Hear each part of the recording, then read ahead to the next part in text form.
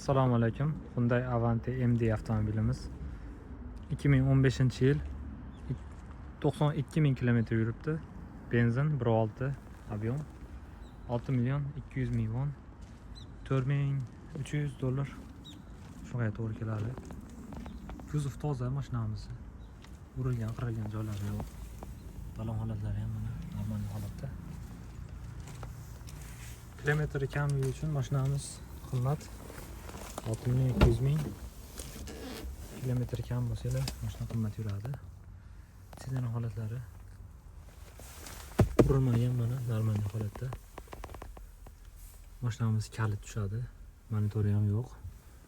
IPS Blackbox'lari bor. Sidanalar. Mashinamiz oldi sidanalar isitmas ekan. Prostoy holatdagi mashina. Avante MD. Orqasi mana pokizoq turibdi, signasi. Koja salon, koja sidana. 1.6 GDI motor. Nomer chiroyli 1404, lekin karoslar yomon ko'rgan nomerlardan bittasi. To'rt raqamni karoslar yomon ko'radi.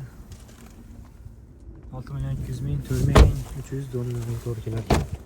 Kimga kerak bo'lsa ketishlar mumkin. Sport rejimlari bor ekan. Sidinasi rushnoy sidina surilishi. Mashina prostoy holatdagi Avante MD. Kuzov toza, avariya bo'lmagan. Balon holatlari yaxshi. Sal qurolgan joyi bor ekan. Unga egasi yasak shu berishi mumkin yoki to'g'rilab berishi mumkin. So'rasizlar. Avante MD.